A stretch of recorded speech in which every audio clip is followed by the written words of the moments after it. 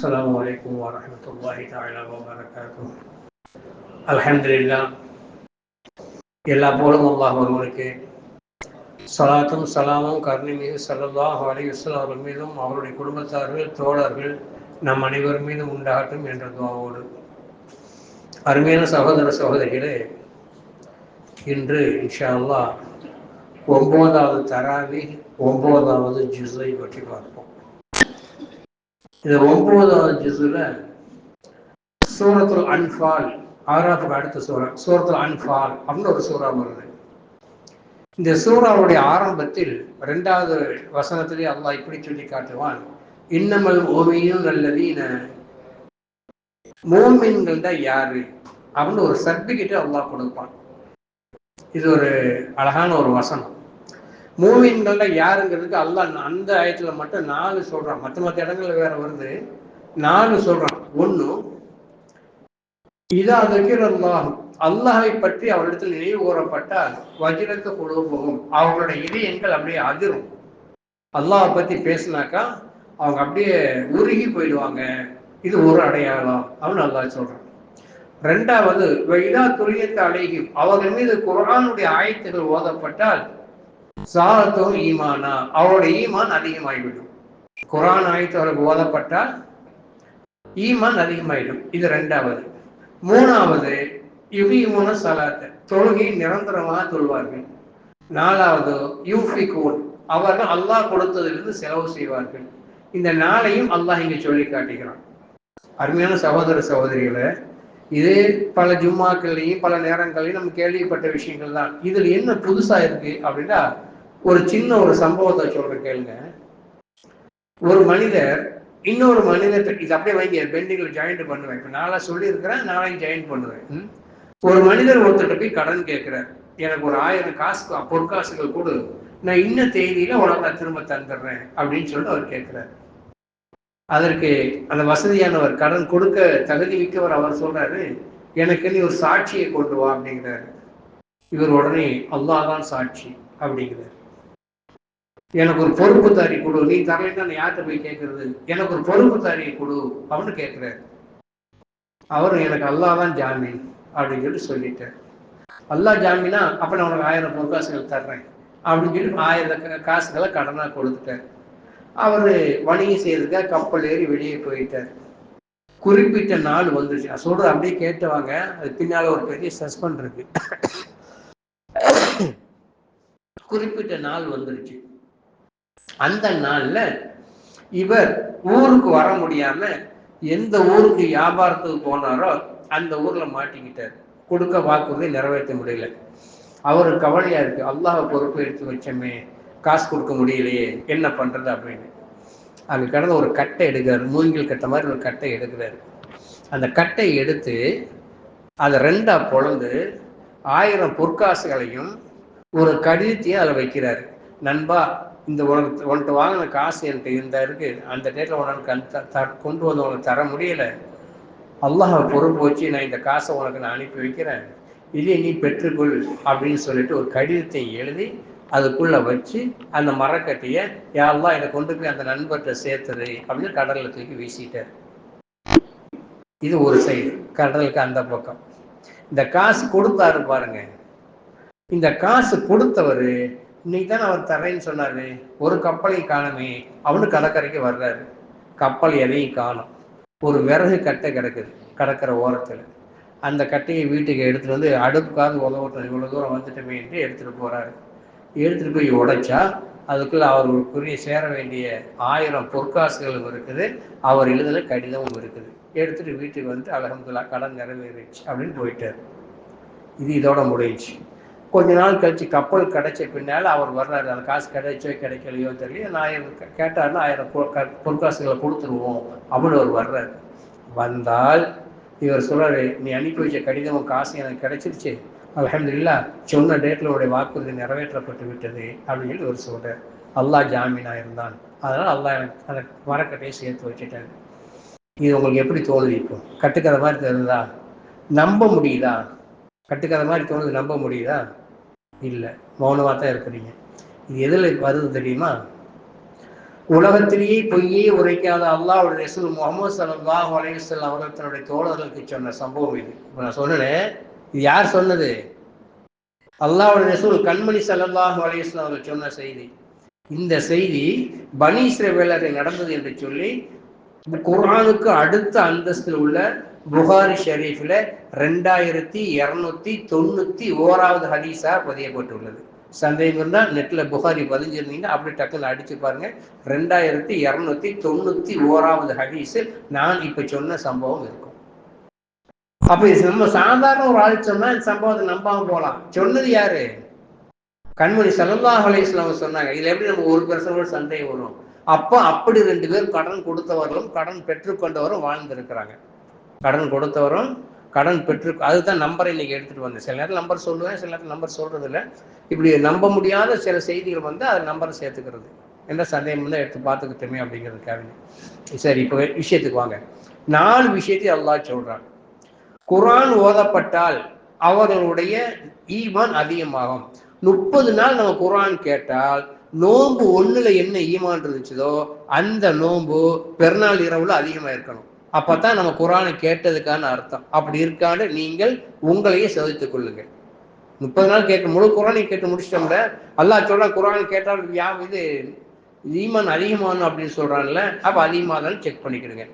2வது, இந்த யுகீமூன ஸலாத்த தொழுகை நிரந்தரமா தொழுவார்கள் என்று சொன்னால் நம்ம பாருங்க, எங்கேயுமே போக தேவையில்லை. பல வருஷத்துக்கு முன்னாலாம் போக தேவையில்லை. இப்பவே எடுத்துக்கோங்க. நோன்பு 5 வரைக்கும் எத்தனை சஃபு நிக்குது? தலை நோம்புலையும் 2வது நோம்புலையும் எத்தனை சஃபு நிக்குது? அதுக்கு பின்னால எப்படி சஃபுகள் குறையுது? அவன் அங்க அல்லாஹ் எப்பவுமே எப்படின்னா தொழுதுட்டு வர்றவங்க நான் விரும்புறேன்னு சொல்ல மாட்டான். யுகீமூன ஸலாத்த நிரந்தரமாக தொழுபவர்கள். இது 2ஆச்சா. 3வது, தனக்கு கொடுத்த செல்வத்தில் இருந்து செலவழிப்பவர்கள் அப்படின்னு அல்லாஹ் சொல்லி காட்டுகிறான். இந்த 4 விஷயங்களும்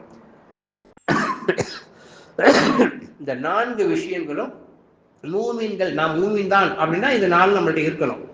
என்ன இருக்கணும்? அல்லாஹ்வுடைய பேச்சு வந்தால் உள்ள நடுங்கணும், குர்ஆன் ஓதப்பட்டால் ஈமான் அதிகமாகணும், நிரந்தரமான தொழுகை தொழுகணும், ஜகாத்தை கரெக்டா கொடுத்து வரணும். சரி, ஓகே. இப்ப இன்னைக்கு 2வது ரக்காத்துல ஃபர்மான் ஒரு துவா, ஒரு ஆயத்தை ஓதுனார். இந்த இதுக்கு சப்ஜெக்ட் துவா ஆயத்து. இன்னல்லாஹ் இஷ்தரா மினல் முஃமினீன அன்ஃபுஸஹும் வ அம்வாலஹும் பிஅன்ன லஹுல் ஜன்னah. அப்படியே அர்த்தத்தை சொல்றேன். இதையும் உங்க இஷ்டத்துல விட்டுட்டேன். ஈமான் இருக்க என்ன நீங்களே பாருங்க. இன்ன நிச்சயமாக அல்லாஹ் வாகிறவன் இஷ்தரா பெற்றுக்கொண்டான் மினல் முஃமினீன மூமின்களிடமிருந்து பி அன்ஃபுஸஹும் வ அம்வாலஹும் அவர்களுடைய உயிர்களையும் உடைமைகளையும் அல்லாஹ் வாங்கி கொண்டான். இஷ்டரான வியாபாரம், பிசினஸ் பண்றது. அல்லாஹ் பைய செஞ்சான், அல்லாஹ் வாங்கி கொண்டான். பி அன்ன லஹுமுல் ஜன்னா அவர்களுக்கு சொர்க்கத்தை கொடுத்து விட்டு அல்லாஹ் இதை வாங்கி கொண்டான். எப்படி ஆதாரம்? அப்போ அல்லாஹ் மூமின்களோட வியாபாரம் பண்ணான். முதல்ல சொன்ன 4 விஷயங்கள் மூமின்கள் அடையாளம். இந்த மூமின்கள்ட்ட அல்லாஹ் எப்படி வியாபாரம் பண்றான்? அதோதான் நீ ஆயத்து காதல ஒழுங்குச்சு, அதெல்லாம் கொண்டு ஜாயின் பண்ணிட்டேன். என்ன எப்படி வியாபாரம் பண்றான்? நீ உயிரை எனக்கு தந்துரு, உடைய எல்லா உடம்பையும் எனக்கு தந்துரு, நான் உனக்கு அற்புதமான சொர்க்கத்தை தந்துடுறேன். நான் சொர்க்கத்தை விற்கிறேன், நீ உன்னுடைய உயிரையும் உடம்பையும் என்கிட்ட வித்துரு அப்படின்னு சொல்லி அல்லாஹ் சொல்றான். இப்ப மூமின்களாக இருந்தால் நம்முடைய செல்வங்கள் எதுவுமே நமக்கு சொந்தம் கிடையாது, அல்லாஹ்வுக்கு சொந்தம். நம்முடைய உயிரும் நமக்கு சொந்தம் கிடையாது. ஜிஹாதுன்னு வந்தா போய் கொடுத்துட்டு வந்துடணும். அதுக்கு பதிலாக அல்லாஹ் சொர்க்கத்தை தந்துட்டான். இஷ்டராங்கிறது பாஸ்ட் டென்ஸ், இறந்த காலம். அல்லாஹ் வாங்கிக்கிட்டான். ஏற்கனவே மூமிகளிடம் இருந்து உடைமைகளையும் உயிரையும் அல்லாஹ் பெற்றுக்கிறான். நம்முடைய உயிர் நமக்கு கூடியது கிடையாது. நம்முடைய உடைமைகள் நம்ம 2.5% அவன் கேட்கிறான். 97.5 நீ வச்சுக்க, 2.5 மட்டும் தான் அப்படின்னு கேட்டால் நம்மளால கொடுக்க முடியல. ஆனா முழு சொத்தும் அவனுக்கு தான் சொந்தம். முழு சொத்து யாருக்கு சொந்தம்? அல்லாஹ்வுக்கு தான் சொந்தம். இது நம்ம மக்கள் உணர்றதே கிடையாது. ஆண்களும் சரி பெண்களும் சரி உடனே நல்லா தெளிவா சொல்றாங்க. அதுதான் திரும்ப சொன்னேன், அல்லாஹ் சொர்க்கத்தை தந்துவிட்டு மூமின்களிடம் இருந்து உடைமைகளையும் உயிரையும் பெற்றுக்கொண்டான். 2 முடிச்சா. இப்ப நான் சொல்ல தனித்தனியா சொன்னது உங்களுக்கு புரிஞ்சிருக்குன்னு நினைக்கிறேன். 3வது ஒரு சின்ன சம்பவத்தை சொல்றேன். ஜுபைர் ரலியல்லாஹு அன்ஹு கேள்விப்பட்டிருப்பீங்க. இந்த ஜுபைர் யாருன்னா முதல்ல ஒரு சின்ன அறிமுகம் பண்றேன். ரசூல் ஸல்லல்லாஹு அலைஹி மனைவி ஆயிஷா அம்மா இருக்காங்க இல்லையா, ஆயிஷா அம்மாவுடைய கூட பிறந்த அக்கா தான் அஸ்மா ரலியல்லாஹு தஆலா அன்ஹா. இந்த அஸ்மா ரலியல்லாஹு தஆலா அன்ஹாவுடைய புருஷன் தான் ஜுபைர். அப்ப ரசூலுல்லாஹ்க்கு என்ன வரும்? சகல தானே, மச்சினிச்சி வீட்டுக்காரர் சகல. இப்போ இவங்க ஹர்பே ஜமல்ல ஆயிஷா சித்திகா ரலியல்லாஹு தஆலா அன்ஹா அலிக்காக யுத்தம் பண்றாங்க. எதிரணி அலி ரலியல்லாஹு தஆலா. நல்லா கவனிங்க. தன்னுடைய மகன் அப்துல்லாவை கூப்பிட்டு யுத்தம் நடந்துகிட்டு இருக்க ஒரு காலையில சுபு நேரத்தில் தன்னுடைய மகன் அப்துல்லாவை கூப்பிட்டு சொல்றாங்க, என் அருமை மகனே, எனக்கு கொஞ்சம் கடன் இருக்குது. இந்த கடனை நீ பொறுப்பேற்று அடைச்சிடு. ஏன்டா இன்னைக்கு நான் முதுகிலே குத்தப்பட்டு இறந்து விடுவேன் என்று எனக்கு தோணுகிறது. நேருக்கு நேர் வந்து என்னை எவனும் ஜெயிச்சிட முடியாது. நான் முதுகிலே குத்தப்பட்டு இன்னைக்கு ஷஹீதாய் விடுவேன் என்று எனக்கு தோணுகிறது. ஹர்பே ஜமல், அந்த யுத்தத்தின் பேரு ஹர்பே ஜமல். ஆயிஷாமா தலைமை தாங்கி நடத்திய ஒரே யுத்தம் அதுதான். அலியர் இல்லா தனக்கு எதிர்த்தது அந்த தோணுது. அப்படி நான் ஷஹீத் ஆகிட்டா நீ கடனை ஏத்துக்கள் அப்படின்னு சொல்லிட்டு சொல்றாங்க. அப்துல்லா இப்னு அப்படி சின்ன பிள்ளை இதான் அவன் வளர்ந்தவங்க. அவங்க கேட்கறாங்க, கம் யாபி, அந்த கடன் உங்களுக்கு எவ்வளவு இருக்கும் அப்படின்னு சொல்லி சொல்றாங்க. யார் யாரு கொடுக்கணும், எவ்வளவு இருக்கும் அப்படிங்கிறாங்க. அவங்க சொல்றாங்க, 12,000 தங்க நாணயங்கள் நான் கடன் கொடுக்கணும், 12,000 தீனார்கள் எனக்கு கடன் இருக்குது அப்படின்னு சொல்லி சொல்றாங்க. நான் எப்படி அதை அடைக்க முடியும் அப்படிங்கிறாங்க. அப்ப இந்த இடத்துல இன்னும் கொஞ்சம் காசு இருக்கு, அதை எடுத்துக்க. அது பத்தலை என்று சொன்னால், நல்ல வார்த்தையை ஒரு வார்த்தையை நான் மாத்தல ஹதீஸ்ல இருந்து, அந்த வரலாற்றுல இருந்து, அந்த காசு உனக்கு பத்தலைன்னு சொல்லி சொன்னா, நம்ம காபத்துல்லா பக்கத்துல ஒரு இடம் இருக்கு, அந்த இடத்தை வித்துரு அப்படின்னு சொல்லிட்டு அவங்க சொல்றாங்க. உனக்கு அந்த காசு பத்தவில்லை என்று சொன்னால் என்னுடைய ரப்புட்ட கேட்டு நீ வாங்கிக்க, என்னோட முதலாளிகிட்ட கேட்டு நீ வாங்கிக்க அப்படிங்கிறாங்க.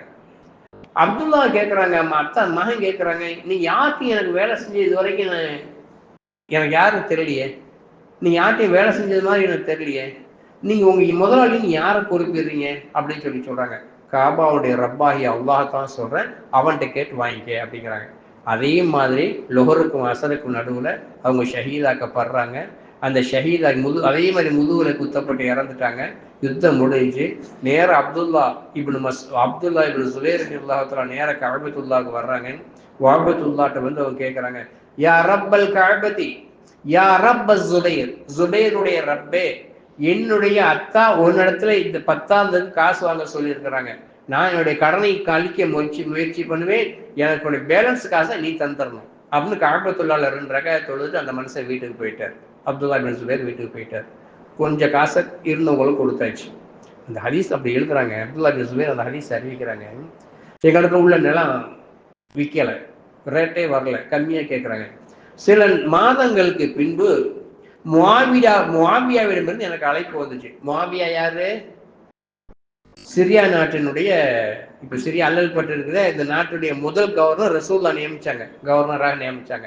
சிரியா நாட்டுடைய கவர்னர் முஆவியாவிடமிருந்து எனக்கு அழைப்பு வந்தது. நான் போனேன். அங்க போனா முஆவியா கூட எகிப்து நாட்டுடைய கவர்னர் அம்ர் இப்னு ஆஸும் அங்கே உட்கார்ந்திருந்தார். இருவரும் உட்கார்ந்து என்னுடைய நிலத்துடைய இடத்தை பத்தி பேசினாங்க. நான் நடந்த எல்லாத்தையும் சொன்னேன். அப்ப முஆவியாவும் அம்ர் இப்னு ஆஸும் சொன்னாங்க, நாங்கள் இருவரும் 19 லட்சம் தீனார்களுக்கு அதை நீங்க வாங்கிக் கொள்கிறோம், அந்த இடத்தை நீங்க வாங்கிக் கொள்கிறோம் அப்படின்னு சொல்லி சொன்னோன்னே அவர் அப்துல்லா இப்னு சுபைர் சொல்றாங்க, சந்தோஷம் தாங்க முடியல, 12,000 தீனார் தானே கடன் இருக்கு, மிச்சம் 7 லட்சம் இருக்குது அப்படின்னு சொல்லி நான் அவங்களுக்கு வித்துட்டேன். யார்கிட்ட? முஆவியாவிடத்திலும் அம்ர் இப்னு ஆஸ் நான் வித்துட்டேன். காசை வாங்கிட்டு வந்து நான் என்னுடைய அத்தாவோட எல்லா கடனையும் அடைச்ச பின்னால எங்களுக்கு 7 லட்சம் தீனார் எனக்கு இருந்துச்சு. அந்த 7 லட்சம் தீனாரை 3 வருஷமா ஒவ்வொரு ஹஜ்ஜிலையும் அரஃபா அன்னைக்கு நான் அங்க போய் நின்று, நான் சுபைருடைய மகன், எங்க அத்தா உங்களுடைய யார்த்தையாவது காசு வாங்கியிருக்காங்களா அப்படின்னு கேட்பேன்.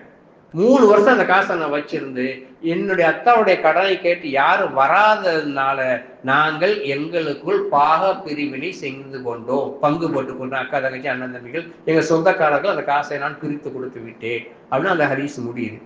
அருமையான சகோதர சகோதரிகளே, ஈமான பாருங்க. நான் இறந்துடுவேன், இறந்துட்டாலும் கூட இத்தனைக்கு அவர் சொர்க்கத்தை சொல்லி சொர்க்கவாதி என்று நற்செய்தி செய்யப்பட்ட 10 பேர்ல ஒரு ஆளு. அவர் எப்படி நற்செய்தி சொல்லப்பட்டாருங்கிறது பெரிய புல்லரிக்கக்கூடிய சம்பவம். அந்த சுபைர் ரலியல்லாஹு தஆலாவுடைய ஈமானை இங்க கவனிச்சு பாருங்க. நான் கொல்லப்பட்டுருவேன், என்னுடைய கடனுக்கு காசு பத்தலைன்னு சொல்லிட்டுன்னா என்னுடைய ரப்பிட்ட கேட்டு வாங்கிக்க. இந்த ஈமான் நம்மள்ட்ட இருக்கா? அந்த 2 பேருக்கு 1000 காசுகள் கொடுத்து வாங்கிட்டாங்கல்ல அல்லாஹ்வை ஜாமீனா வச்சு, அந்த ஈமான் நம்ம இடத்துல இருக்கா? அப்போ ஒவ்வொரு ரமலான் வந்தால் ஒரு 10%, 5% ஈமான் அதிகமாகணும். ஆனா ஒவ்வொரு ரமலான்லையும் எந்த விதமான ஈமானுடைய முன்னோட்டம் கிழமை வர்றோம். 8 ரக்காத்து சில பேர் தொழுது ஓடுறாங்க, சில பேர் 20 ரக்காத்து தொழுகிறாங்க. எல்லாம் சடங்கு சம்பிரதாயமா போயிட்டு இருக்கு. அருமையான சகோதர சகோதரிகளை, ஈமான் என்பது ஒரு பொக்கிஷமான ஒரு பொருள். பொக்கிஷன் அப்படி ஒரு பொக்கிஷம். அது நாளொரு மீனியும் வளர்ந்துகிட்டே இருக்கணுமே தவிர குறையக்கூடாது. ஈமானுடைய வேல்யூஷனுக்காக சொல்றேன். அப்போ வயசு பள்ளியில வெளியே போயிட்டீங்க, 10:15 மணிக்கு இஷா தொழுது நீங்க போறீங்க. ஒருத்தவங்க கொண்டு 10 ரூபா கேட்கறான். பெண்கள் இதை கவனிங்க. 10 ரூபா எடுத்து பெண்கள் கொடுத்துட்டாங்க, தர்மம் பண்ணிட்டாங்க. உங்களோட ஒரு தோழி ஒருத்தர் வர்றான், மல்லிகா, ஒரு ஐயர் பொண்ணு வருது உங்களோட தைச்சு. அப்போ வயசு வாசல்ல பார்த்துருச்சு, யதார்த்தமா பார்த்துருச்சு, வச்சுக்கிடுங்க. நீங்க 10 ரூபா கொடுத்துட்டியா, நான் 100 ரூபா கொடுக்கணும். அந்த பொண்ணு 100 ரூபா தாளை எடுத்து கொடுக்குது. நீங்க கொடுத்தது 10 ரூபா. ஒரு முஸ்லீமான புர்கா போட்ட பொண்ணு கொடுத்தது 10 ரூபா.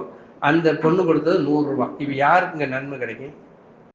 இந்த 10 ரூபாய்க்கு நன்மை கிடைக்குமா, அந்த 100 ரூபாய்க்கு நன்மை கிடைக்குமா? 10 ரூபாய்க்கு தான் நன்மை கிடைக்கும். எல்லாரும் ஈஸியா சொல்லுவீங்க 100 ரூபாய்க்கு நன்மை. ஏன்? 2 பேரும் பொண்ணு. ஏன்டா இதுக்குள்ள ஈமான் இருக்கு, அதுக்குள்ள ஈமான் இல்லை. இந்த 10 ரூபா கொடுத்த புர்கா போட்ட பொண்ணுக்குள்ள ஈமான் இருக்கு, 100 ரூபா கொடுத்த அந்த வசதியான பொண்ணுக்குள்ள ஈமான் இல்லை. அதுக்கு சவாப் இல்லை, இதற்கு சவாப் கிடைக்குது. இந்த ஈமானை அந்த புர்கா போட்ட புள்ள, 10 ரூபா கொடுத்த புள்ள எத்தனை லட்சம் ரூபா கொடுத்து வாங்குச்சு? எவ்வளவு காசு கொடுத்துச்சு? அதுக்காக எண்ணத்தை இழந்துச்சு? இல்ல. அம்மா தவையில் அந்த அம்மா முஸ்லீமான பெண்ணுக்கு தாயா மகளா பிறந்ததுனால 2 பேரும் அத்தாவும் அம்மாவும் முஸ்லீமு, அதனால நானும் முஸ்லீம் அப்படிங்கிற வார்த்தை தான் இருக்கிறோம். நம்ம எவ்வளவு காசு கொடுத்து வாங்கணும்? அப்போ யோசனை பண்ணி பாருங்க, இது எவ்வளவு பெரிய நியமத்து, இது எவ்வளவு பெரிய நியமத்து இது ஈமான்ங்கிறது.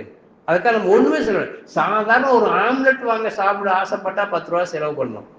புள்ள பேரம் பேத்தி அழுகுதுன்னா அந்த அழுகையை நிப்பாத்துறதுக்கு ஒரு 5 ரூபாய் செலவு பண்ணி சாக்லேட் வாங்கி கொடுக்கணும், ஒரு பலூனை வாங்கி கொடுக்கணும். ஒண்ணு இல்லாம ஒண்ணு கிடைக்காது. அப்படி மட்டும் சொர்க்கம் மட்டும் எப்படி ஈஸியா கிடைக்குன்னு நினைக்கிறீங்க? நல்லா ஒரு 5 நிமிஷம் யோசனை பண்ணி பாருங்க. இந்த பயானை திரும்ப கேட்டு பாருங்க. ஒண்ணுமே இல்லாமல் ஒண்ணும் கிடைக்காது.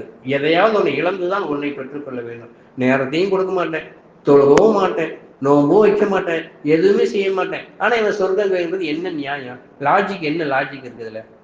அல்லாஹ் ஜல்ல சுப்ஹானஹு வ தஆலா நாம் அனைவருக்கும் அல்லாஹ்வுடைய பேரை கேட்டாலே ஈமான் அதிகமாக நசீபை தந்தல் புரிவானாக. வாஹிர் தஅவானா அல்ஹம்துலில்லாஹி ரப்பில் ஆலமீன். அஸ்ஸலாமு அலைக்கும்.